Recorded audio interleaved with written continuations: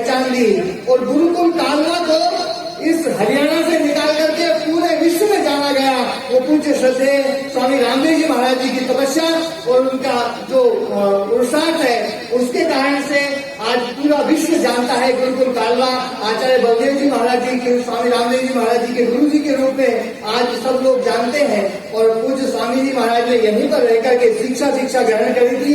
पूज्य स्वामी जी महाराज का भी आशीर्वाद पाते हम सबको, सभी कालवा वासियों को, यहाँ गुरुकुल के ब्रह्मचारियों को मिल रहा है। एक बार जोरदार तालियां ध्वनि से पूज्य स्वामी जी का अभिनंदन करते हैं। स्वामी जी महाराज लाइन में हैं और उन्हें आप स्वामी का माइक जोड़ना हम जी स्वामी जी महाराज।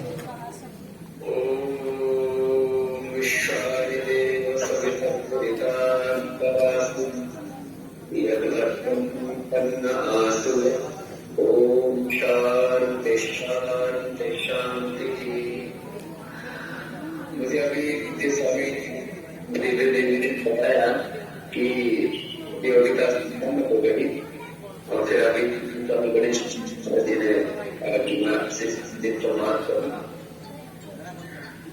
प्रथम तो जितने भी महापुरुष यहाँ उपस्थित हैं सबके चरणों में मेरा नाम, हमारे छठे श्री जयवादी पूज्य महाराज, पूज्य स्वामी जी महाराज जी, स्वामी दिग्विजय जी और हमारे पूज्य स्वामी वेदांत जी, उनका तो समय हो गया।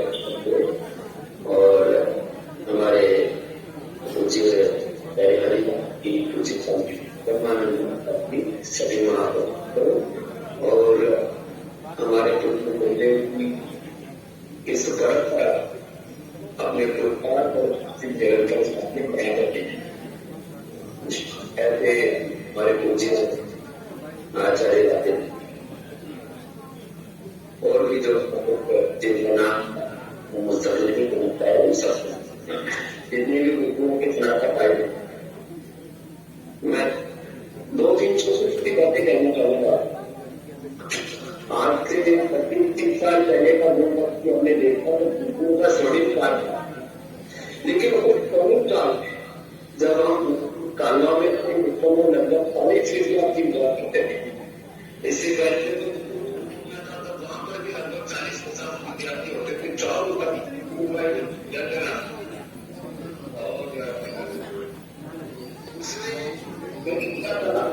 गुरुओं के प्रति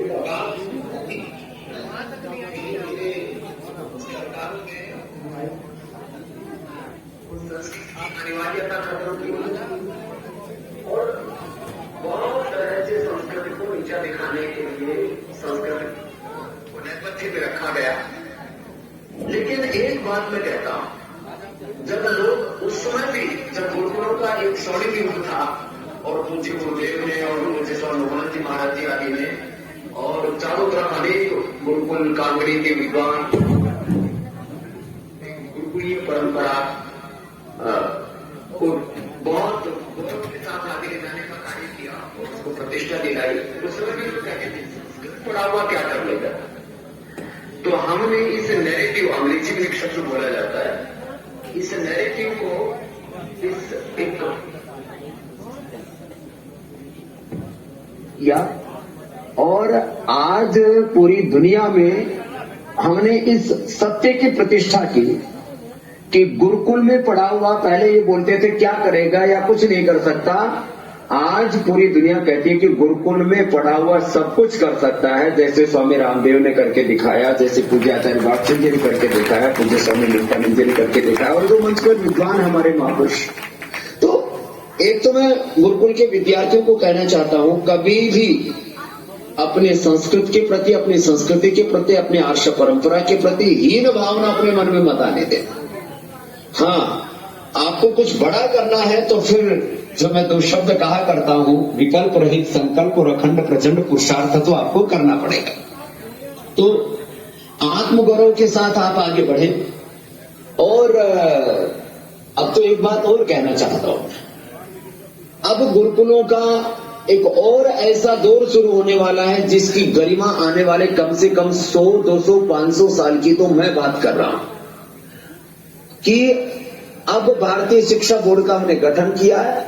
गुरुकुल का पढ़ा हुआ स्नातक यदि विद्वान है तो उसको 40-50 हजार से लेकर के 1 लाख रुपए तक के वेतन की गारंटी तो मैं दे रहा हूं कि उनको, ये तो एक पक्ष हुआ कि मुझे तो स्वयं आने वाले 5 सालों में कम से कम 50 हजार विद्वान चाहिए संस्कृत के। इसलिए मैंने इस बार अभी भी मैं सार्वजनिक तौर पर ज्यादा नहीं बोलूंगा, अनेक जो है राष्ट्रीय संस्कृत संस्थान जो अभी जो है केंद्रीय विश्वविद्यालय के रूप में बहुत बड़ा स्वरूप ले चुका है, उनसे लेकर के अनेक जो गुरुकुल उनको मैंने बोला है भाई आप अच्छे विद्वान तैयार करो तो उनकी जॉब की 100% गारंटी, जिसको कहते हैं ना जो है जब बच्चे पढ़ करके तैयार हो जाते हैं तो IIT IIM जो है उनको कैंपस के अंदर ही लोग कैंपस इंटरव्यू करके उनको सिलेक्ट करके लेके जाते हैं। तो मैं जितने भी गुरुकुल के विद्यार्थी यहाँ पर आए हुए हैं मैं उनको कहता हूँ आपके गुरुकुलों में संसाधन सुविधाएं कम हो सकती हैं। अरे हम जिस गुरुकुल में पढ़े हैं आपके सामने गुरुकुल है, अभी आप मुझे बताएं कि गौशाला में कार्यक्रम हो रहा है, एक कमरे में हम 20 विद्यार्थी पढ़ा करते थे, हमारा कोई क्लासरूम नहीं था। हम जो है जो यज्ञशाला भी बाद में बने हमारे जाने के बाद, पीपल के पेड़ के नीचे हमको गुरुजी पढ़ा दिया करते, जब कभी बरसात होती तो बरामदे में बैठ करके हम लोग पढ़े। तो आपके संसाधन कम हो सकते हैं गुरुकुलों के अंदर और दूसरी चीजें कम हो सकती है, लेकिन आपके हौसले इतने बुलंद होने चाहिए। जैसे हमने वेद का मंत्र पढ़ा, अमिंद्रो न पराजिके कृतम में दक्षिणे हस्ते जयो में सभ्य आहिता अग्निहस में जन्मना जात वेदा घृतम में चक्षमृतम आसन अर्कस्य धात रसो मानो अजस्र गर्म विरस नाम। तो आपके भीतर हौसला दुनिया जीतने का होना चाहिए। तो ये तो एक मैंने छोटी सी बात कही, 50,000 लाख रुपए की जॉब तो कुछ नहीं होती है। गुरुकुल में पढ़े हुए ब्रह्मचारी का हौसला तो जैसे गुरुजी हमारे कहा करते थे, ब्रह्मचारी ऐसा होता है धरती को इधर से उधर पलट दो, ऐसा गुरुकुल के ब्रह्मचारी का हौसला होना चाहिए। वो गुरुजी बार बार कहा करते थे। तो इमाम भूमि पृथ्वी भिक्षम आज भारत प्रथम नियम जो भी है। तो खैर ये तो एक मैं आपको ये कहना चाहता हूँ कि आप आत्मगौरव के भाव से होता प्रोत रहे। अभी भारतीय शिक्षा बोर्ड का 2-3 बड़े कार्य होंगे। एक तो गुरुकुल में पढ़ने वालों की जॉब की गारंटी, और दूसरा ये जो आज कभी आ जाता है कि अब सेना में जो है गुरुकुल के पढ़े हुए जो शास्त्री हैं या जो आचार्य हैं या और कोई फतवा निकाल देता है कभी भी कि संस्कृत के पढ़े हुए को इनकी मान्यता क्या है गुरुकुलों की। तो अब भारतीय शिक्षा बोर्ड अब बन चुका है, अब गुरुकुलों के, और हमने उसका पाठ्यक्रम पूरी तरह से आर्ष पाठ्यक्रम रखा है। या मैं बात कहना चाहता हूं, अब कार्य हो चुका है, 7 साल लगे मुझे इस कार्य को करने में। और गुरुकुलों के पढ़े हुए विद्यार्थी की मान्यता, चाहे वो 10वीं है, चाहे 12वीं है, चाहे वो उसका BA है या MA है, उसकी मान्यता CBSE के इक्वल होगी 12वीं तक की, और आगे की उसकी मान्यता जो पूरी यूनिवर्सिटी के, जो देश नहीं पूरी दुनिया की यूनिवर्सिटियों के बराबर उसकी मान्यता होगी, वो आगे पतंजलि यूनिवर्सिटी से कर देंगे। तो ये इतना बड़ा कार्य है जो गुरुकुलों के जो बारे में जो एक ये रहता था कि गुरुकुलों की मान्यता का क्या होगा। तो ये भारतीय शिक्षा बोर्ड के माध्यम से उस कार्य को हमने पूर्णता प्रदान कर दी है। ये दूसरी बात आपसे कहनी थी। और शेष तो आप पुरुषार्थ कीजिए। देखो मुझसे 25 साल पहले मैं दिल्ली में एक दोस्त था, कोई विदेश से पढ़ा हुआ कोई पवन नाम का एक व्यक्ति था। तो बोलो आपकी संस्कृत पढ़ने से आपको लाभ क्या हुआ, अष्टाध्यायी पढ़ने से क्या लाभ हुआ। और फिर उसके बाद तो ये सच है कि व्यवहारिक रूप से व्याकरण मुझे बहुत ज्यादा काम उस रूप से दैनिक जीवन में काम नहीं आया। उसका जो सत्य का बोध है, शास्त्रों का बोध है या बौद्धिक विकास में अलग विषय।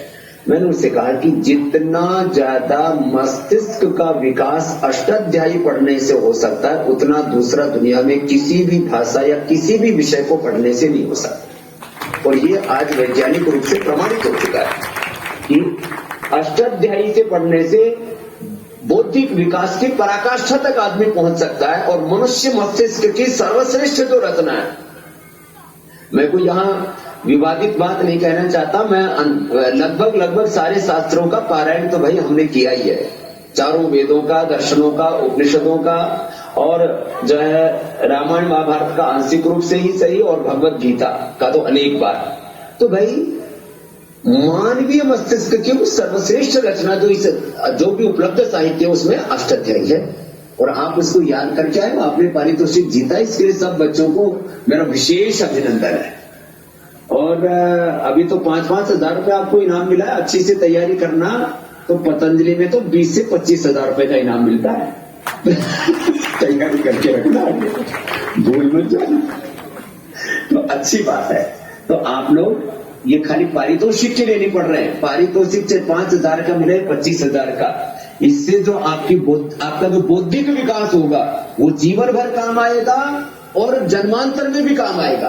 क्योंकि जो है शरीर के साथ, जो मृत्यु के साथ शरीर का दाव हो सकता है, लेकिन जो आपके संस्कार बनते हैं ज्ञान के और जो बौद्धिक प्रतिभा मिलती है, ये तो जन्म जन्मांतरों के पुण्य से मिलती है। ये संचित कर्म आपका जन्मांतरों तक भी आपके साथ में रहेगा। तो ये बहुत बड़ा आपने कार्य किया। तो एक बार मैं उन सब बच्चों का पुनः अभिनंदन करता हूं जिन्होंने बहुत यशस्वी रूप से आज ये अष्टाध्यायी का कंठपाठ यहाँ पर सुनाया है। और देखो, बस अंतिम बात कहता हूं, भाई हम आज जो भी कुछ हैं तो अष्टाध्यायी की वजह से हैं।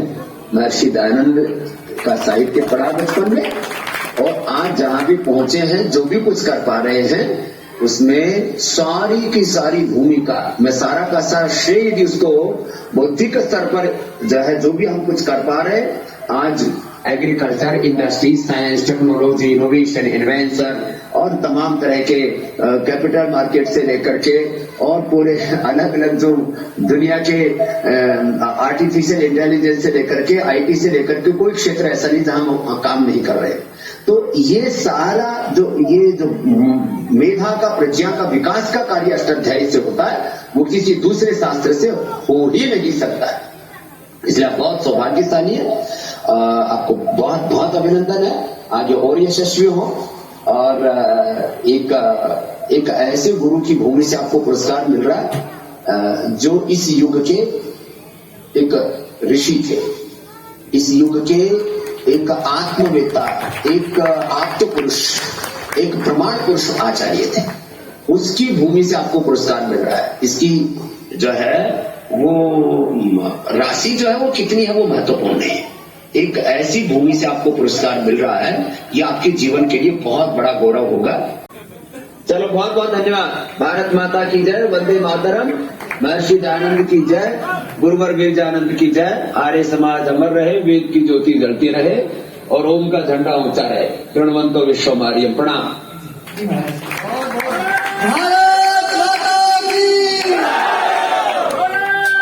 पूज्य महाराज जी का, और देखो उन्होंने जो संकल्प लिया है, ये भारतीय संस्कृति, भारतीय परंपरा, भारतीय वैदिक ज्ञान को पूरी दुनिया में प्रामाणिकता के साथ में स्थापित करने वाले पूज्य स्वामी रामदेव जी महाराज जी ने आज इस तालवा की धरती से, तो वहां से हरिद्वार से तालवा की धरती पर यहाँ संबोधन किया है। और पूरी कृतज्ञता के साथ में कि आज जो कुछ भी मैं हूँ वो इस गुरुकुलीय वातावरण के कारण से हो, इस गुरुकुलीय विद्या के कारण से हो, पूज्य आचार्य बलदेव जी महाराज जी के कारण से हो। और उन्होंने अपने गुरु के प्रति जो श्रद्धांजलि समर्पित करी है कि जिस विद्या को मैंने पढ़ा है वो विद्या अब पूरे विश्व में फैले, इसलिए बहुत बड़े गुरुकुलों का निर्माण और गुरुकुलों के साथ में उस विद्या को एक प्रामाणिक रूप से, वैधानिक रूप से उसको मान्यता दिलवाना, ये बहुत बड़ा काम है जो पूज्य श्रद्धेय आचार्य स्वामी जी महाराज ने करवाया है। और अब गुरुकुल के विद्यार्थी, उनको नौकरियों की दिक्कत नहीं होगी, किसी प्रकार से उनको दिक्कत नहीं होगी, पूज्य महर्षि जी ने जैसा कहा है। और पूज्य महर्षि जी का हम बार बार फिर से अभिनंदन करते हैं और विद्यार्थियों के लिए बहुत अच्छी अच्छी बातें बताई है।